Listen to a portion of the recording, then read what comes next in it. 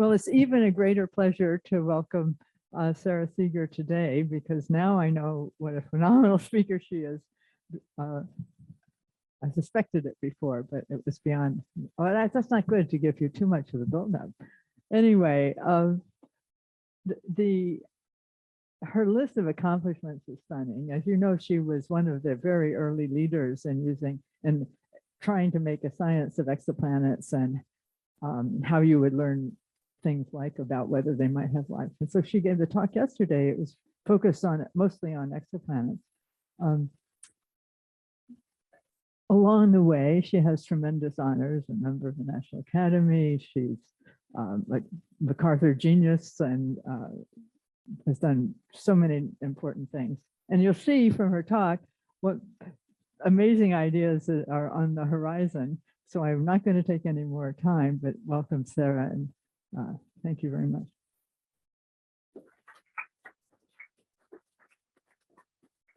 Thanks, everyone. I want to thank you for the warm welcome I've received in my few days here. I'm going to start out at the outset by simply saying, I don't know if I'm on a wild goose chase or if what I'm going to tell you is literally the best thing that I've ever seen. And the first few slides are similar to my talk last night, but it will deviate. And towards the end of my talk, I'll be telling you some brand new things that you will have no way of having heard anywhere else. And I hope that I will say, I don't want to come across as too arrogant, but I know it's the start of something great. And I can't wait to share it with you. So it all starts about 2 years ago when I was part of a team that made a discovery that shook the world of science, planetary science.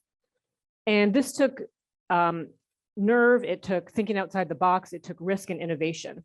And that's part of the theme of my talk today.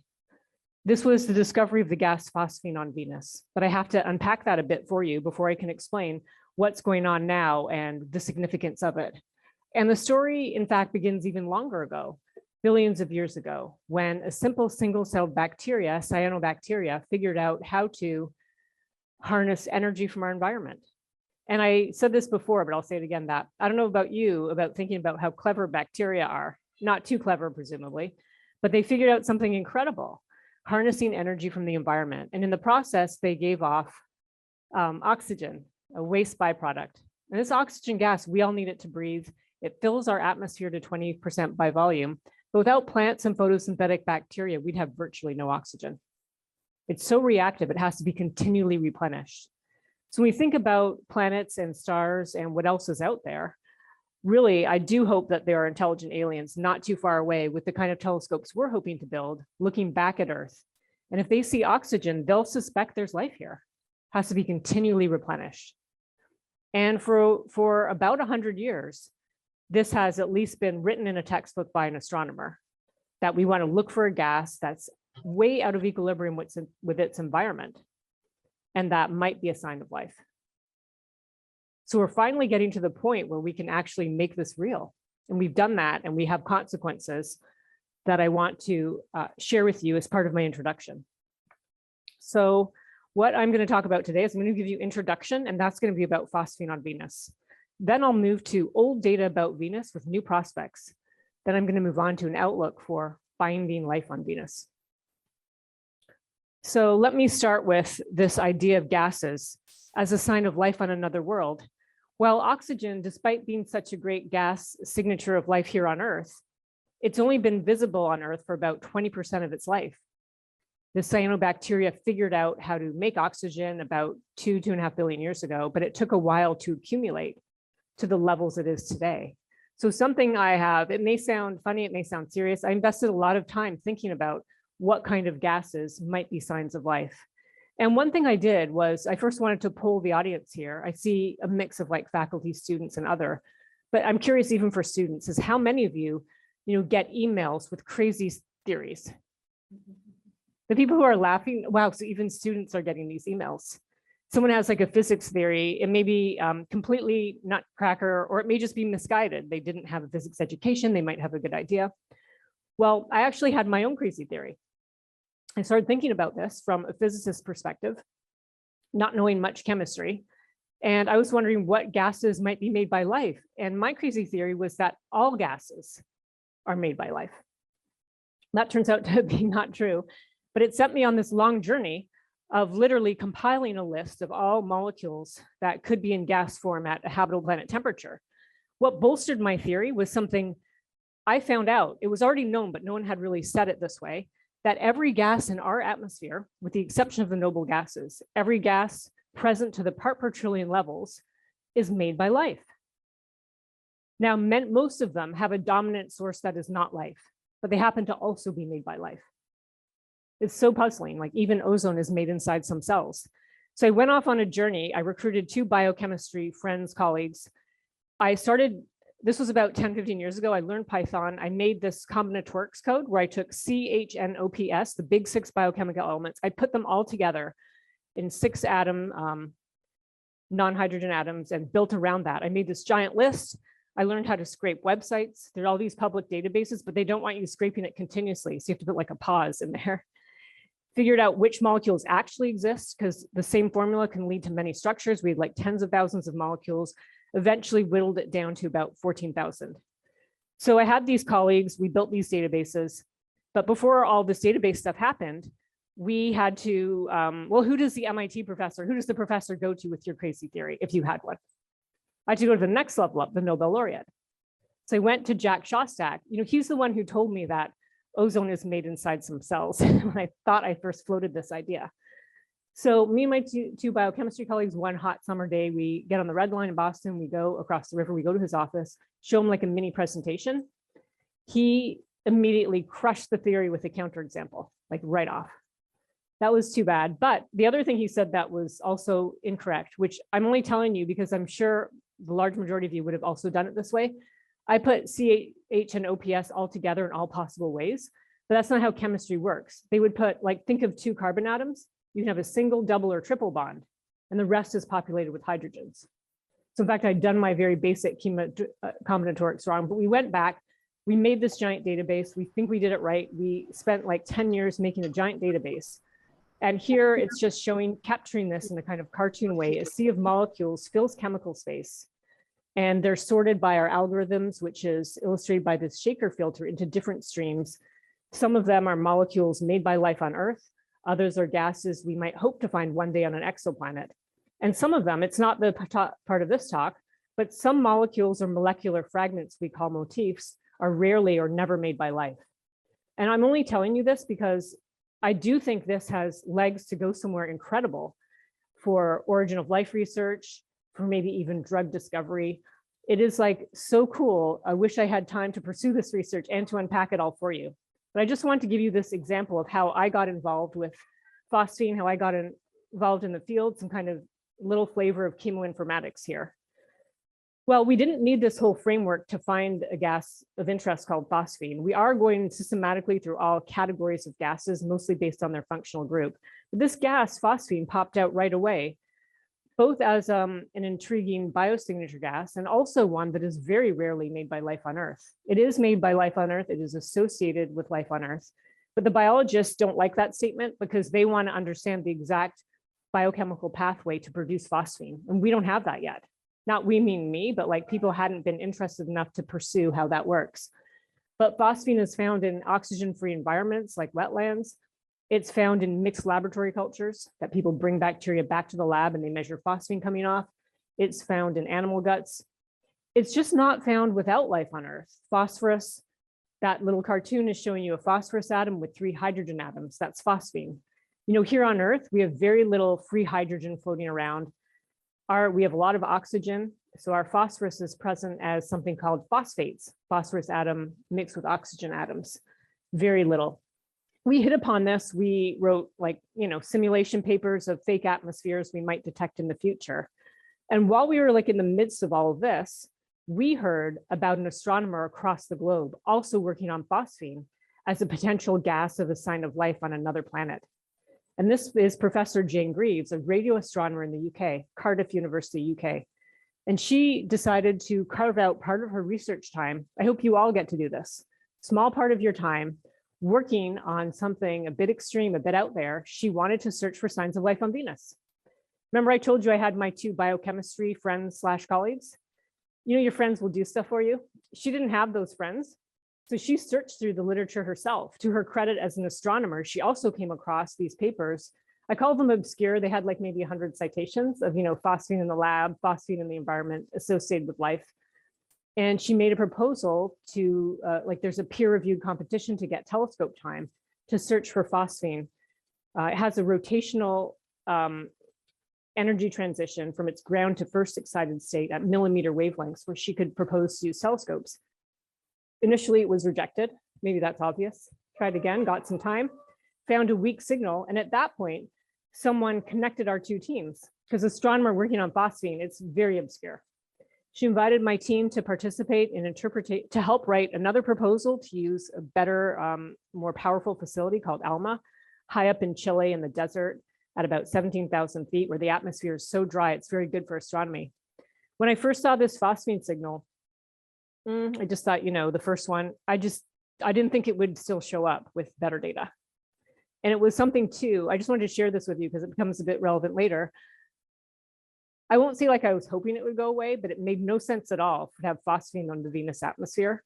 Again, like on Earth, very little hydrogen, thermodynamically disfavored to exist in any other way. It was just so crazy, my head couldn't even grasp it. But after a lot of work, including help from the ALMA staff astronomers themselves, we eventually did make an announcement that we had discovered phosphine on Venus.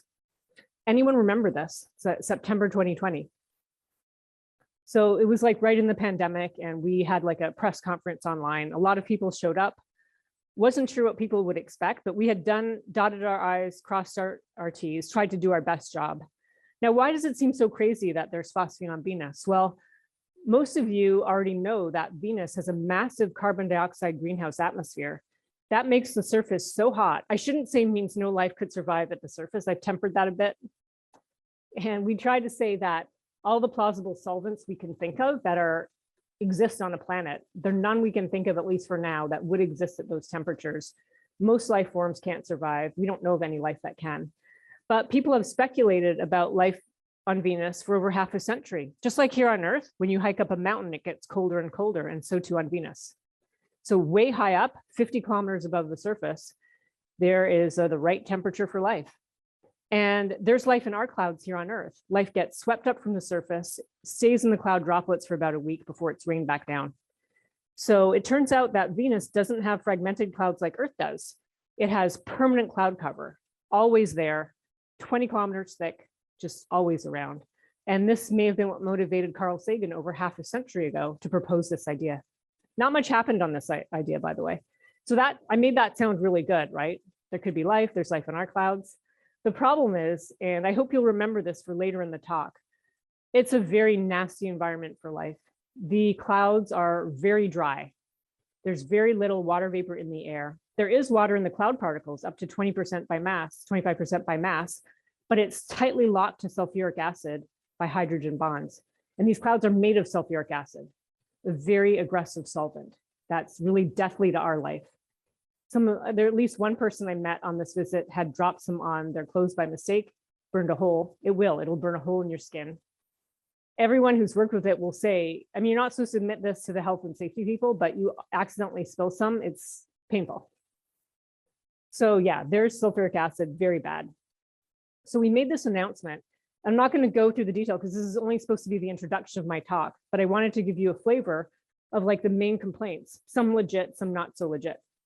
One of the complaints was that we only found one line. When you find a molecule in an atmosphere far away, you'd like to see many spectral features of the same molecule. Like instead of seeing a partial fingerprint, all 5 fingerprints. That was all that was available at the wavelength range accessible to us. There was immediate, without people even reading the paper, wanting to give explanations of how we could have phosphine. Lightning, meteoritic delivery, volcanoes, minerals swept up from the surface, starting a chemical reaction. We had thought through all of these, the people on our team, but hadn't found any that could produce phosphine in more than really minuscule quantities, often orders of magnitude less than we would have needed to explain even the tiny amounts we saw in the atmosphere.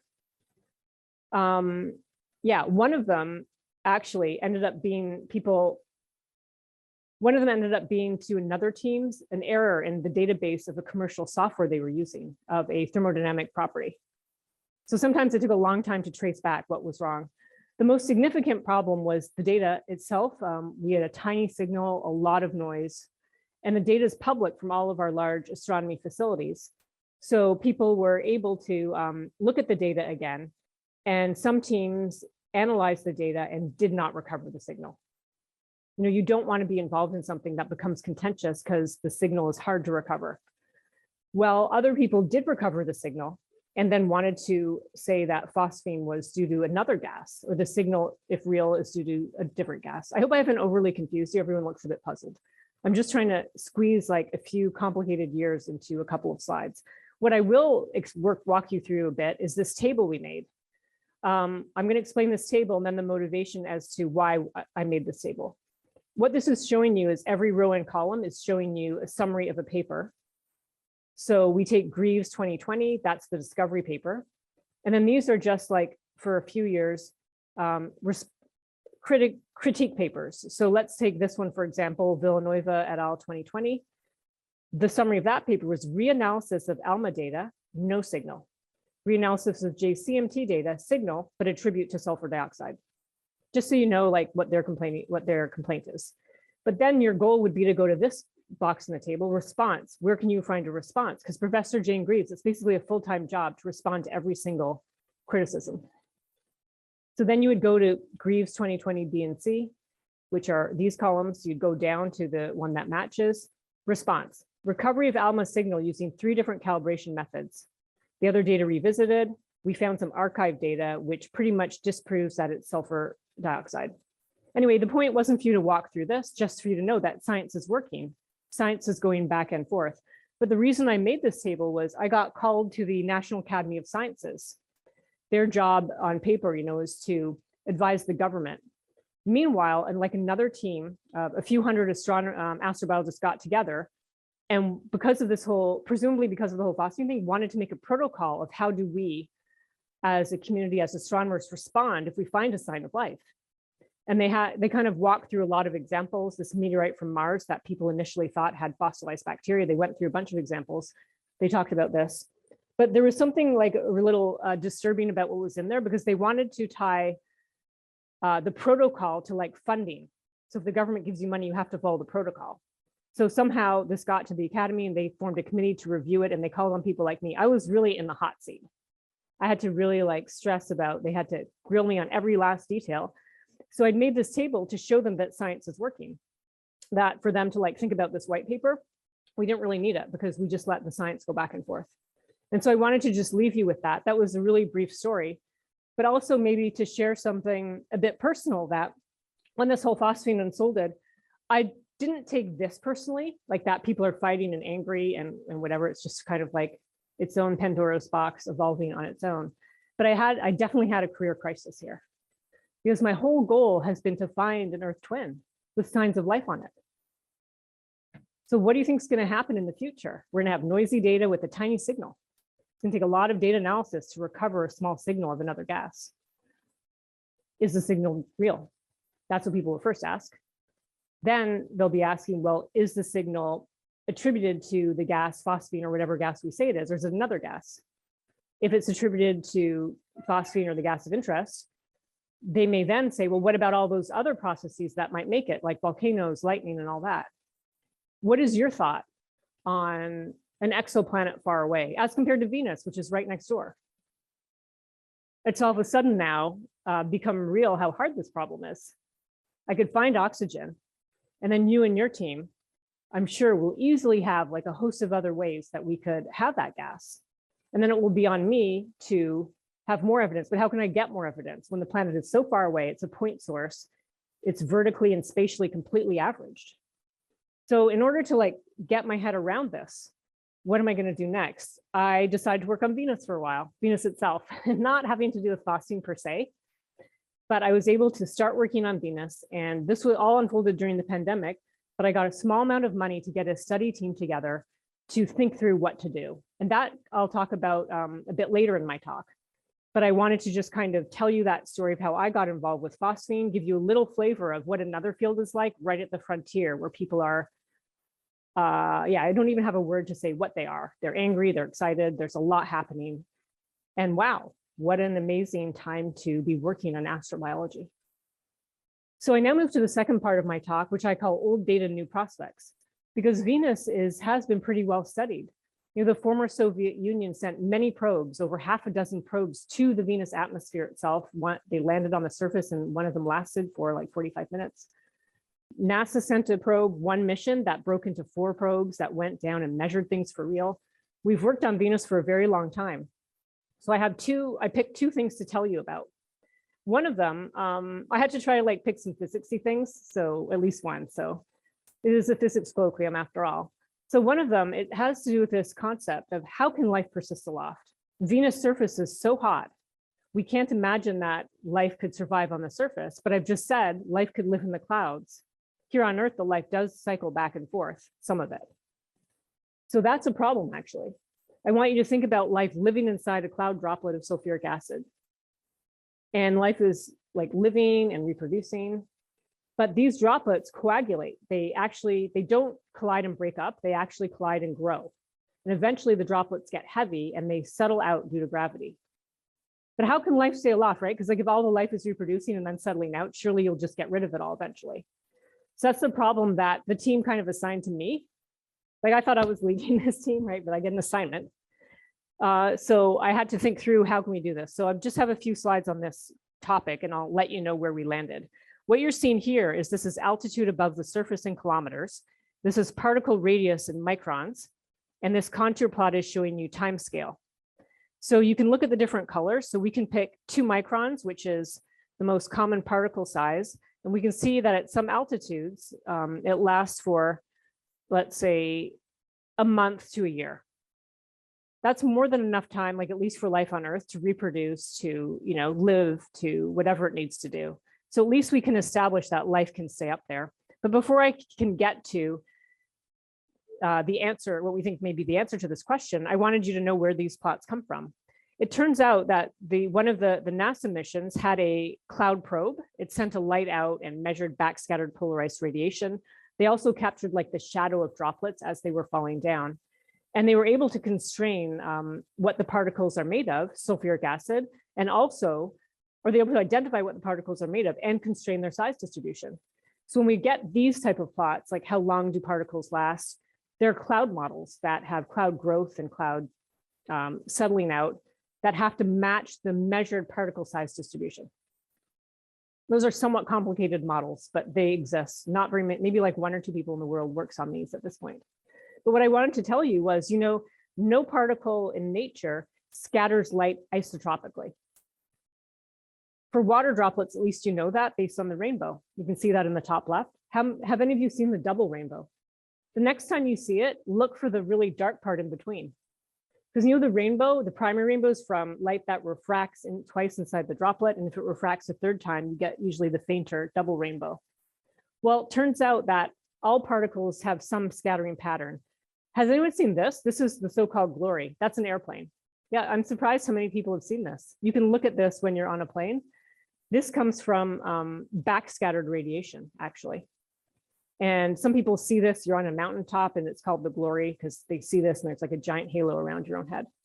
So this is showing you somewhat complicated, but it's just a model showing particle sizes of spherical particles of different sizes. This is on a log-log plot. It's a little complicated to understand, but I want you to imagine shining a light this way that hits the particle represented by 0, 0 here. And this is like a probability diagram of how light scatters for this particular set of particles. So there's a lot of information encoded in particles, and these have been measured on Venus and have been used to make what I showed you. So you might ask, what about fragmentation? Water drops fragment. They are big, they're rushing down due to gravity. And eventually the airflow below the droplet has very disruptive forces that overcomes the surface tension. There's this thing called the Weber number, which you could work out if you wanted, which is a ratio of the disruptive hydrodynamic forces to the kind of stabilizing surface tension forces. And you can break it down to this formula and say what you need for fragmentation. Well, on Earth, we have really big droplets. You can actually see them by eye, and they're moving very fast at the bottom down here. But on Venus, it's not so. And I put a little comparison for you on the bottom right there. So for Earth, the diameter is like up to 1,000 or so. It varies quite a bit, microns versus 2 microns on average for the Venus particles. Also, the velocity is like 8 meters a second compared to 0.001 meters per second on Venus. So it's way not going to fragment. So far from fragmenting, these droplets are high up. They're not moving very fast. They're not going to fragment. So if you're interested, you can read my paper, but essentially we just envision this life cycle where particles do rain out, but they evaporate, leaving behind what might be like a dried out spore. And what helps this kind of concept is that below the clouds of Venus, there's actually a haze that's of indeterminate composition. So I like to imagine these dried out spores are just kind of hanging out, waiting until they get moved back up, where they can act as cloud condensation nuclei. There's a lot more here, but I was just sort of giving you this picture. It turns out the Venus atmosphere is incredibly complex. You know, Venus's day is longer than its year. It rotates like in something like 250 something days, and it just rotates very, very slowly. And you might think it's really hot on one side because it's rotating so slowly compared to its orbit, but it's not. It ends up being almost the same temperature everywhere, every height. There's rapid winds that rotate around that planet in 4 days.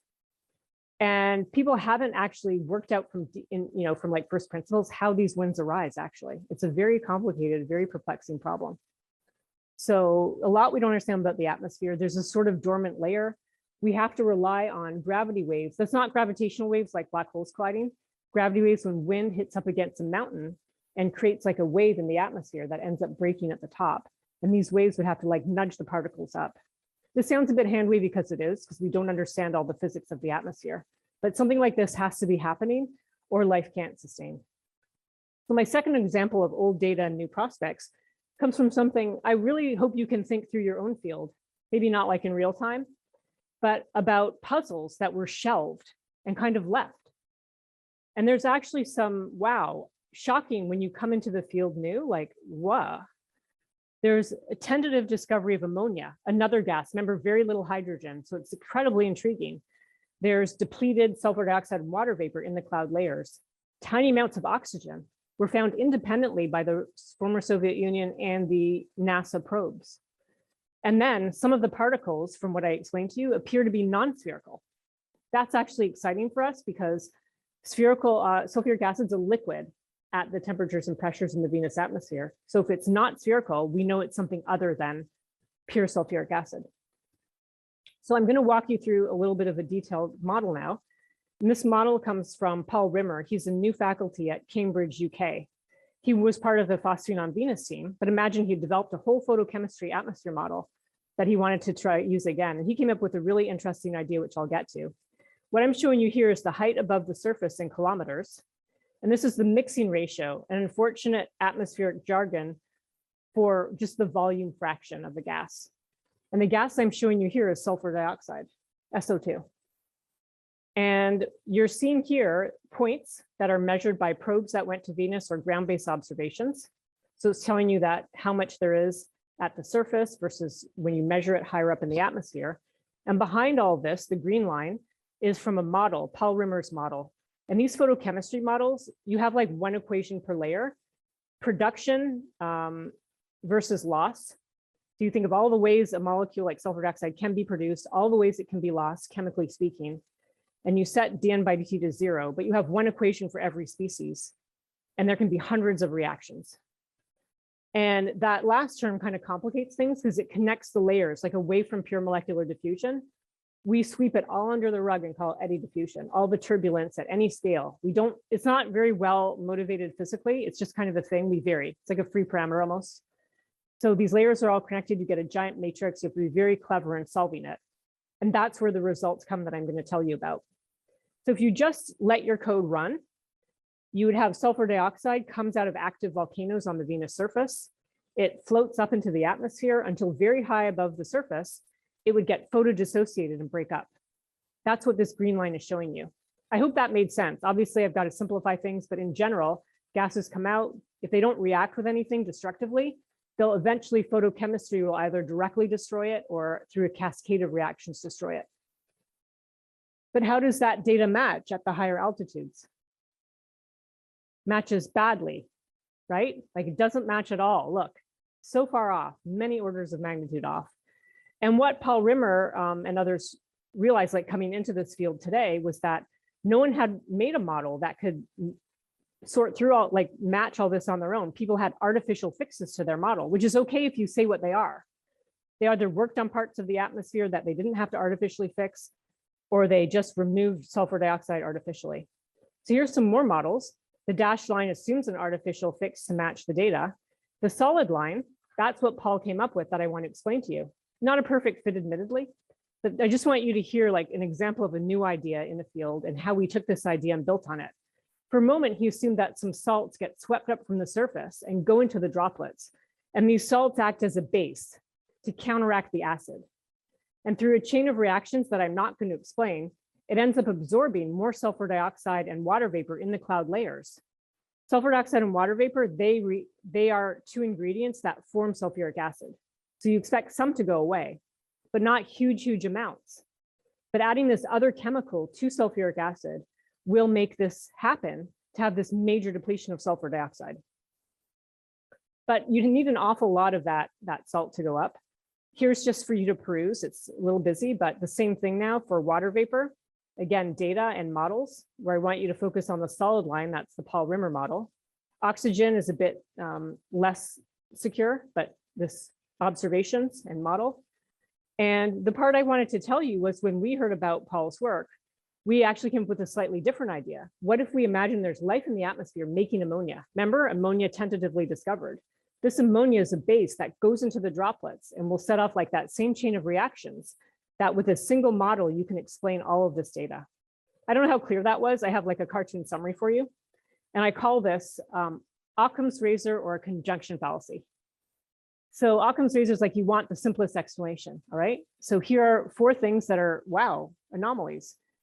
I've already mentioned them. And then I have a hypothesis. Life is there producing ammonia.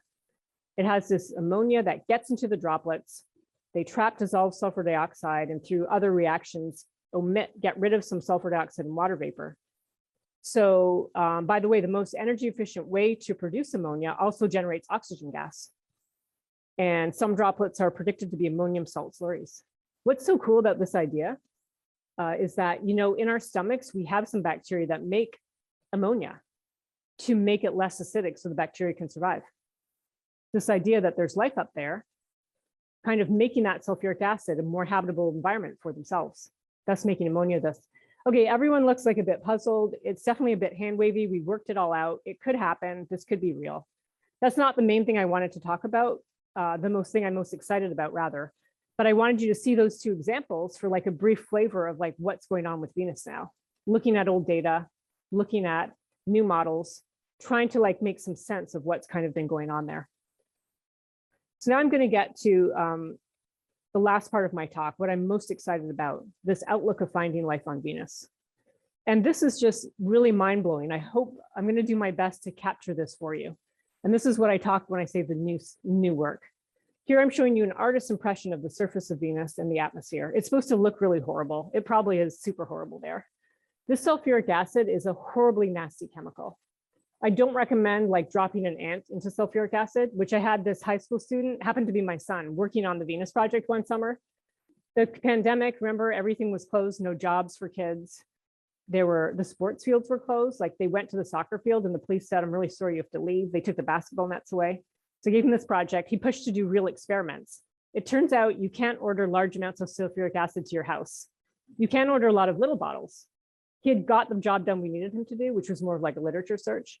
And that, yeah, the first thing he did was he grabbed it. We had an outdoor lab that was all safe, hopefully. But that ant, it had a seizure and turned to goo instantly. So that's kind of why I think it's sort of accepted knowledge, right? That sulfuric acid is bad for all life. But somehow, from like my kind of outsider's view, the planetary scientists took that to mean that sulfuric acid is sterile to any interest in chemistry. And that's kind of how things had been operating.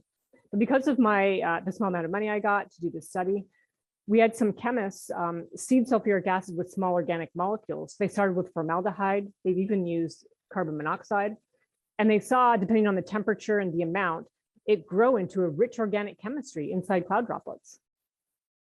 And they did a little literature digging and saw that this is already known in the oil refinement industry, where they take concentrated sulfuric acid and use it to refine crude oil.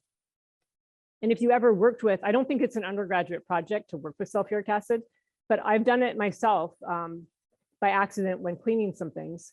You put the wrong thing in and it just gets hot and it turns red. And that's all the organic chemistry. It's wow. So this team got so excited about the idea. They're just like a bee in a bonnet, like incredibly excited that it's amazing. Another thing we did, we reached out to another colleague. His name is Daniel Justovich. He's a postdoc in Jack Szostak's lab. And what he did, he and one of my main colleagues, Anish Petkowski, okay, so in Jack Szostak's lab, they're trying to create life from scratch, literally from scratch. But what we wanted them to do, Daniel to do, is to show that you can put some lipids into sulfuric acid and that they could form a spherical vesicle. And they actually did. And I was just amazed that we have like a database of molecules that are stable in sulfuric acid, and the two of them kind of went through everything, and their first two tries actually worked. But they put these lipids in sulfuric acid and they were able to form spherical vesicles. I love this. Again, doesn't mean that they're like a cell wall or anything, but the fact that a kind of biological molecule could survive in sulfuric acid and make this useful form, I just find that breathtaking. What you're seeing here is like a light scattering thing where they use, so they put these molecules in and they're scattering light, and this is the size. And what they're saying is that because they've clumped, like you see a distinctive peak for different sizes, that it means that a structure has formed out of these molecules, that if no structure had formed, it would just be nothing or a straight line really low down on this graph. So that's the second thing. There's probably infinite, not infinite, but nearly infinite things that could be out there, but I'm only telling you the three that I know about so far. And the third one I want to tell you about is my own work that I'm incredibly excited and very proud about. And this has to do with DNA-like molecules. Well, it turns out here's a picture of our DNA with our base pairs that make up this ladder. And we also have a sugar phosphate backbone. This one's a little more drawn out. If you're not familiar with organic chemistry, it will mean nothing to you. But let me walk you through it. We have ACGT, our DNA nucleic acid bases. This is showing you them hydrogen bonding together. That's what's making up this ladder. We have this sugar molecule, which links these base pairs to our phosphate backbone. So remember the ant, it went in sulfuric acid, it did not fare well. Our DNA will not survive in sulfuric acid, especially this sugar molecule. There's like YouTube chemists who do great videos. You can Google this later and see, wow, here's just a snapshot of the beginning and end of one such video showing sugar, just like sugar you have in your kitchen, and this bottle of sulfuric acid, which you don't have in your kitchen. And the person's pouring it, and look what happened. Over like just a few minutes, this thing gets super hot, super dark carbon, and it actually just expands, and it's wow. This is a demonstration of instability of sugar in sulfuric acid. And I like this analogy, since our DNA contains a type of sugar, this figure helps illustrate why our DNA is in sulfuric acid. Well, we decided to test a part of our DNA that might be stable in sulfuric acid. And we found that our nucleic acid bases are like 100% fully stable in sulfuric acid. I put my abstract here. This paper has been under review. I decided not to walk you through my NMR plots. This is nuclear magnetic resonance. And maybe I'll just talk about it very briefly. You can see each DNA nucleic acid base plus a few extra molecules. And what you're seeing here is this part per million shift when you put your sample into an NMR machine and you send a magnetic pulse and they resonate. But just for now, like to give you a kind of the 1-second tutorial of what you can do, is you can like count the peaks, and that this is a 13 carbon NMR. And if I see 5 peaks and I've got 5 carbon atoms, it's like a good start to showing that they're stable. But there's a super long paper with a lot of, what the referee complained, what we got, when you write a paper and it gets hung up because the referee gets really, I wanted to share this with you because in physics or astrobiology, we all have different standards, but in chemistry, they wanted to call fully stable a molecule that was not changed in any single way. And specifically, this reviewer was concerned with hydrogen protonating, like the hydrogen from sulfuric acid, because an acid donates hydrogen, donates protons, that some of these nitrogens would get protonated, that like an extra hydrogen got added on. Whereas I'm sure if you're a physicist, I'm sure you would share my viewpoint that I only care that this whole ring structure is preserved and that no atom moved around to a different location on the ring. I'd be like, yay, stable. This referee kind of went on, and we were finally able to demonstrate that yes, parts of it get protonated. And that actually ends up being really important because our nucleic acid bases, they bond together from hydrogen bonding. But if this oxygen gets an extra proton, or if this nitrogen gets an extra proton, that hydrogen bonding won't work anymore. And what my team has decided to do is we are trying to construct a DNA analog, a DNA-like molecule, an informational polymer that is stable in sulfuric acid, because we want to demonstrate that life could exist, not our life, not our DNA, but that there could be life. Nothing's to preclude life from being in that sulfuric acid. So it turns out after all this work, we probably can't have our nucleic acid bases because they're getting protonated and they're not going to hydrogen bond together. And I just found this, I'm going on a bit of maybe a tangent, maybe not, but out of all of our work to think about other bases, not our nucleic acid bases, but different ones, we came across this work. Maybe some of you are familiar with this, I don't know. It's absolutely breathtaking. And this is from 2017, and I just copied. There's a paper here in Nature, and there's this. They actually used two unnatural bases. They just called X and Y, not too original, but X and Y. They actually put those into a life form. And then this life form not only survived, but replicated and instructed the cells in this organism to produce a new kind of protein. So it's kind of bizarre, but we do, we are in the process of working on this. I hope I can update it to you one time. So we'll get that question, why am I bothering? Why are we doing this? Why do we care? We really want to find life elsewhere. And Venus appears to be an untouched world in this regard. Why not check it out? It's like right next door. What do we have to lose by trying? So the great thing about Venus, it is next door. And just for the last part of my talk, I'm going to tell you about my series of missions to go to Venus. So the study that I had this small amount of funding for was to think about what kind of space missions would we send to Venus to search for signs of life or life itself. And I haven't said this yet, so I don't know if it was obvious. You never know if something's obvious or not, but this is way crazy idea. It's too out there for large government agencies like NASA or ESA to support this idea of looking for signs of life on Venus. So we had to come up with our own ways to get this job done. Now, to start my team, I handpicked a team of scientists and engineers. And with one exception, I actually avoided people who worked on Venus. I wanted to be able to get fresh ideas and fresh thinking. I also avoided any cranky older people. I'm sometimes one of those people in my own field, so not to worry. Because, I wanted voices to be heard. And this ended up being too much work, really, because we had to think through everything from scratch. When there's like already this sort of body of knowledge passed down. We worked really hard, and we did come up with a series of missions. We actually, we used to call ourselves Venus Life Finder Mission Study. We have this 125-page report. It's all converted into published papers now. We had to rebrand. We're now called Morningstar Missions to Venus, because it was even too controversial for our private funders. And we do need some help from NASA. We're negotiating using the Deep Space Network to communicate with our spacecraft and receive data. And no one people just got, I don't know if it makes you uncomfortable, it made them so uncomfortable to have missions called Venus Life Finder missions. So far in the series of missions we've envisioned, we have one mission so far that is going to launch in January 2025. We call this our Rocket Lab mission to Venus. How many of you have heard of Rocket Lab? You've all heard of SpaceX, right? There's several companies in the new space, and Rocket Lab has a niche of small rockets. So if you have a small payload and want to, just pay for a rocket just for yourself, you can go to Rocket Lab. So Rocket Lab is contributing the rocket, the cruise vehicle, and the probe itself. And I've been responsible for the science team and the science instrument. This is a really small, for space anyway, cheap mission. I'll just say, in a hopefully not derogatory way, it's like throwing a rocket at Venus. So the cruise vehicle will go by and we'll drop the probe off, and there'll be no parachute. It'll just take an hour to go down to the surface, but we only care about the cloud layers. So we have a low mass payload. It's 1 kilogram. We have 5 minutes in the clouds. We're going to search for signs of organic molecules and other compounds in the cloud particles. And we're going to try to confirm that some of the cloud particles are not spherical, that they may have something else inside them other than pure sulfuric acid. So we're not going to find life. We're not going to find signs of life.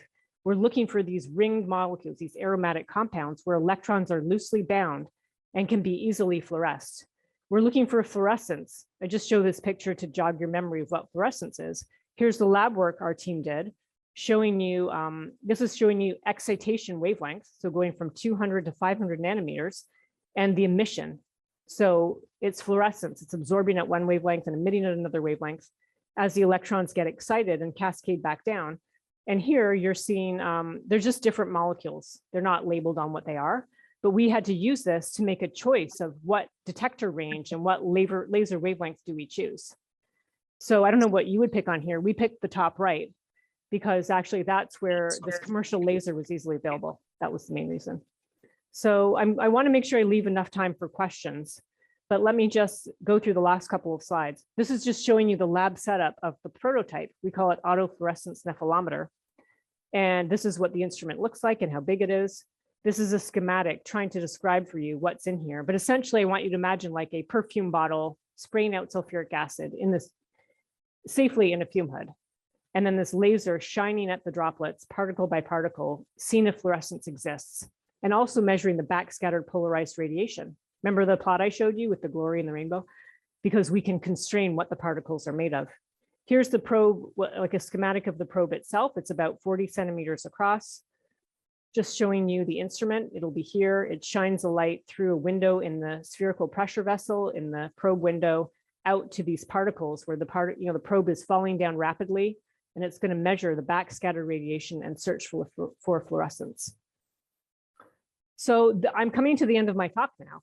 I took you through this like incredible journey of phosphine and how that motivated a whole flurry of work, how we're changing the paradigm of what the cloud particles could be, what they could hold. And all of this is the goal to culminate in a series of missions to find out what's really at Venus. Thank you so much for your attention.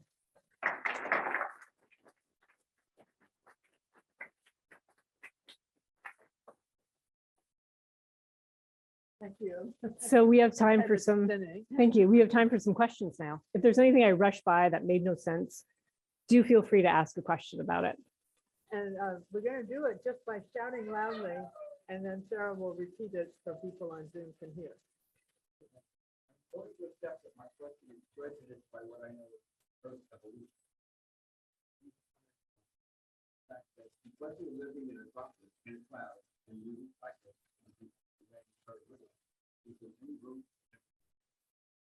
question, is there any room for evolution in the system? If you live in a droplet and you're just recycling yourself over and over again, and perhaps also you don't have a lot of nutrients, it's kind of a very stale environment. I'm not an evolutionary biologist. I might agree with you and say no, perhaps no. You know, we're not trying to address all the problems at once. We're just trying to motivate that there could be life so we can get our space missions to go to Venus and find out what's there. But just to sort of anyway say something about that, people, like I'd say the majority of planetary scientists believe that Venus used to have liquid water oceans. A long time ago, before it went in its runaway greenhouse and lost its oceans, there could have been life like here on Earth that migrated to the clouds. So maybe it did evolve in the past, but maybe it's stuck now.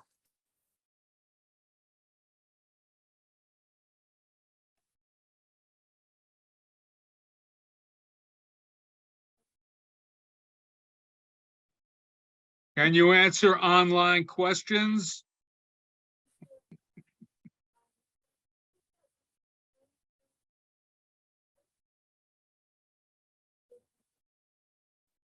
Yeah, we borrow a lot from Earth. There's some life that just stays in a spore form for so long, centuries or millennia even. And as soon as it can get liquid around it, it revives. And that's the concept we're thinking of. These dried out spores could literally, I called it like the depot for desiccated life particles. Just stay there for a long time until they get moved back up into the cloud layer, and they're like a nucleation site for sulfuric acid to form around, and then they get into the liquid solvent again, and then they come back to life again. That's the kind of idea. And by the way, here on Earth, we haven't seen bacteria be a liquid water nucleosite, but we have seen it be an ice nucleosite. It doesn't mean it's not doing that, it just means we haven't seen it.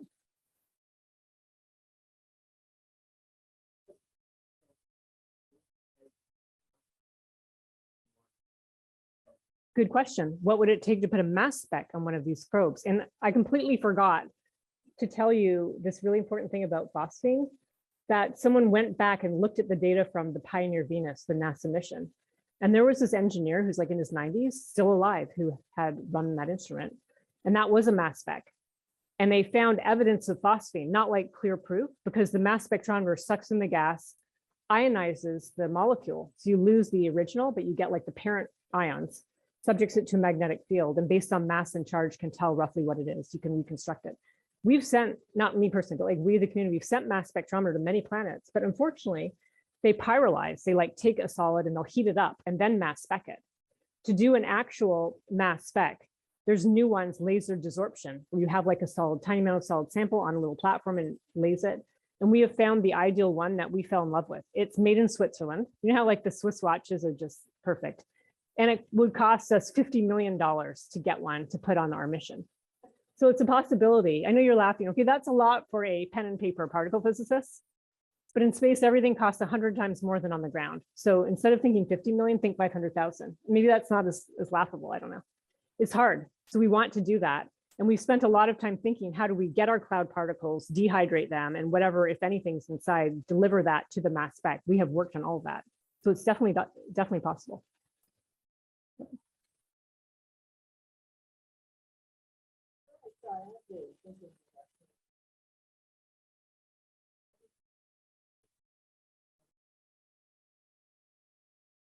Yes, we'd really like to bring them back to Earth. So in our study of what missions could we do, we came up with small, short-term, medium, longer term, large, far-term. And the far-term one is a sample return, atmosphere sample return.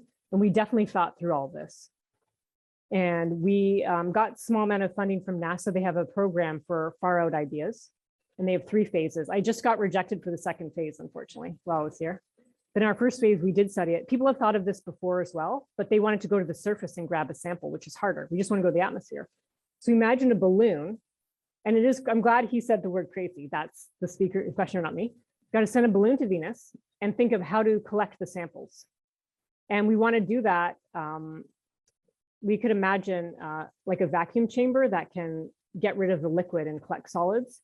We're also working on a fog harp. That's like metal string wires. They use these in some places with fog. You collect the droplets and they vibrate and it goes down and you can collect them. So we're going to how to collect, but that's not the hardest part. The hardest part is that you have this balloon. And by the way, I know people here I met, well, during my visit, are working on balloon-borne experiments here on Earth. So large balloons. So this, you go to Venus, drop a balloon, and the former Soviet Union sent 2 balloons to Venus. This would be a much larger balloon that has to inflate really quickly. But the hard part about the balloon is it has to have like a little rocket attached to it. So after you figure out how to deliver the sample to the rocket, then the rocket would launch from the balloon, intercept with its orbiter, and come back to Earth. But this idea, honestly, ideas like this, they become real, just maybe not right away. There's a Mars sample return in the works, and they will solve the problem of, launching and rendezvousing on orbit. We've already brought several things back to Earth. The Japanese went to an asteroid, scooped some stuff up. NASA has an asteroid mission also on its way back to Earth with a few grams of sample they scooped up from an asteroid. So a lot of these harder things will get done. And in our proposed effort, we wanted to try to solve some of these tall poles, which I think they'll get solved eventually. That's what we really want to do, because in the mass spec, it would be a wonderful problem to have. We went to Venus with a mass spec, but it was so confused because there's so many things happening, in your sample. We can't isolate like every individual molecule. So we'd really like to do the sample return someday.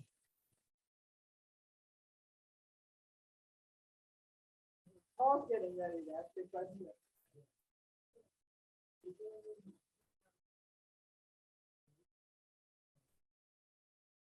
Good question. The question is, do we have any Venusian meteors on Earth?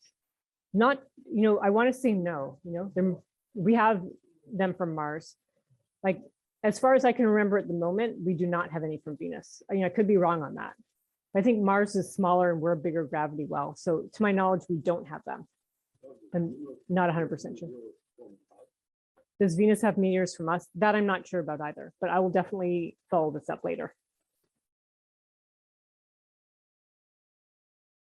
Pardon me? Could life be seeded on other planets? People like this question a lot. We simply don't know. We know that meteorites have a lot of interesting molecules. They have amino acids, they have these nucleic acid bases and related molecules. So people think that's kind of how life might have got started, but could be.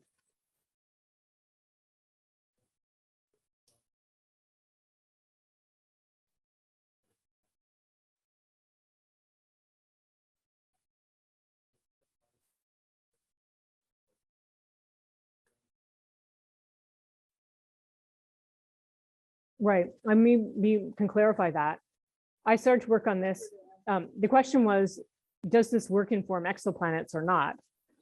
And what I was trying to say with my original motivation was to take a break from exoplanets because I thought it was hopeless.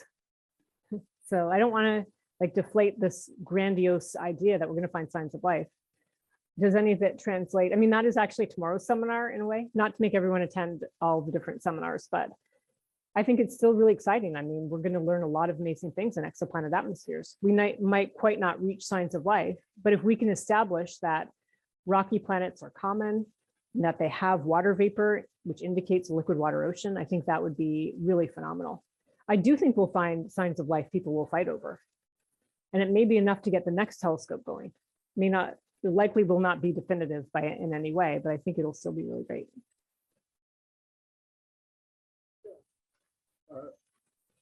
To the very beginning of your talk, you spoke about this exponential and explosion of chemical possibilities with 5 or 6 atoms or a small number of atoms. Was it just pure, without any knowledge of chemistry?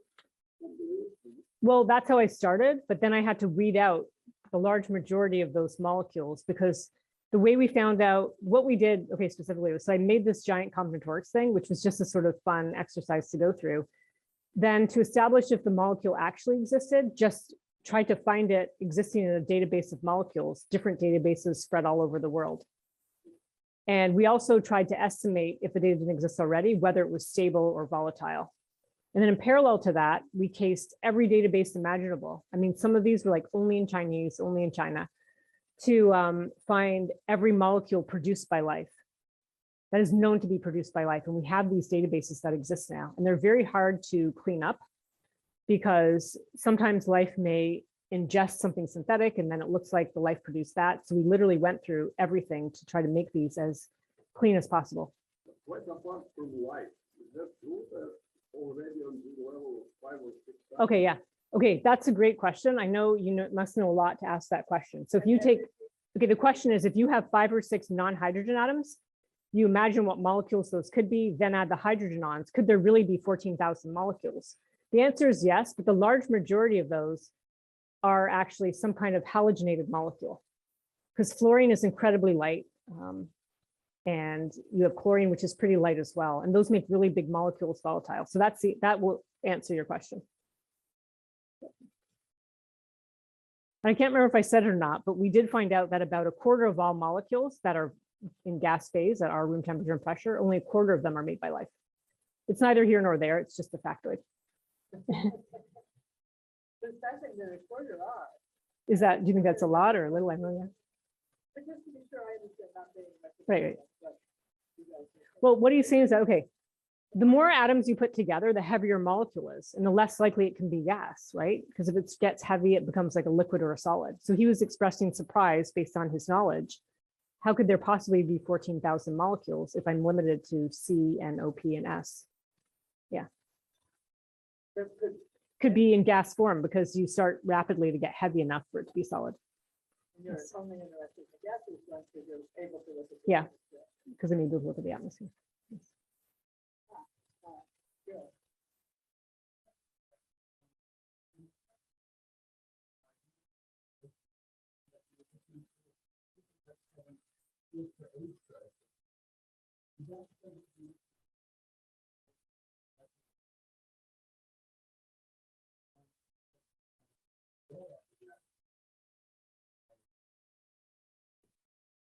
Okay, so we're hoping to find that molecules are aspherical. It's almost like we don't care what's there. If it's different from sulfuric acid, it means it's interesting for further follow-up.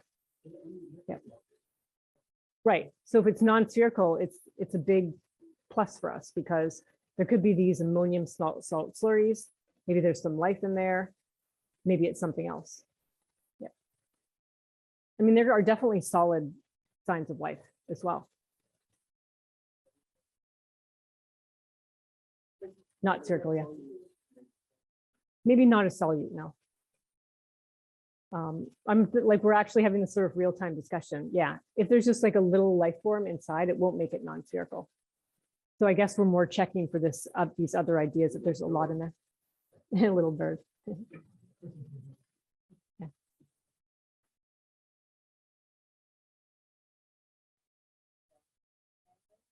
We'll assemble back in.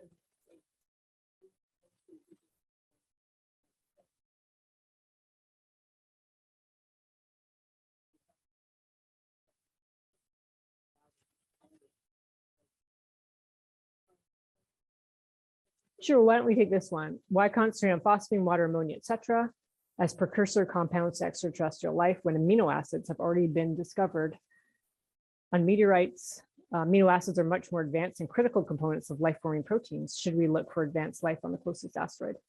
Well, I do want to address this to clarify and then say sure, but when we think of phosphine and these other gases, we definitely pick them a bit randomly, but we're thinking of waste byproduct gases.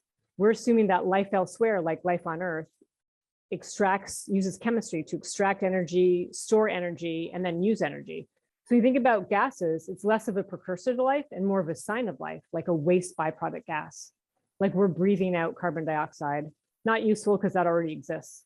So when we think of phosphine and methane, those are definitely a bit random and obscure. We could go through a whole list and spend a long time hashing out which ones.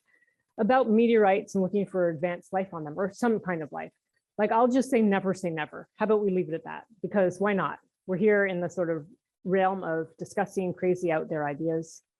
So let's just maybe end with my wish for you that you all can take some fraction of your research time and pursue a new idea, whether or not it goes anywhere, and enjoy the journey of exploration. Thank you.